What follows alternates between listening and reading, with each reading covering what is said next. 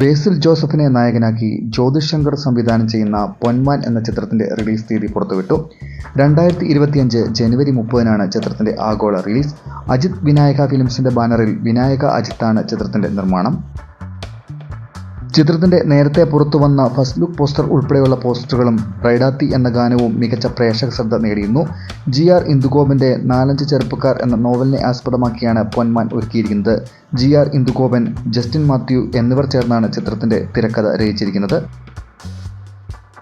ലിജോമോൾ ജോസ് ആണ് ചിത്രത്തിലെ നായികാവേഷം ചെയ്യുന്നത്. ബേസിൽ ജോസഫ്, ലിജോമോൾ ജോസ് എന്നിവർക്കൊപ്പം സജിൻ ഗോപു, ആനന്ദ് മന്മഥൻ, ദീപക് പറമ്പോൾ, രാജേഷ് ശർമ്മ, സന്ധ്യ രാജേന്ദ്രൻ, ജയ കുറുപ്പ്, റിജു ശിവദാസ്, ലക്ഷ്മി മഞ്ജു, മഞ്ജു അഞ്ചൽ, വൈഷ്ണവി കല്യാണി, ആനന്ദ് നെച്ചുരാൻ, KV കടമ്പനാടൻ, കിരൺ പീതാംബരൻ, മിഥുൻ വേണുഗോപാൽ, ശൈലജ P അമ്പു, തങ്കം മോഹൻ എന്നിവരാണ് ചിത്രത്തിലെ മറ്റു പ്രധാന താരങ്ങൾ.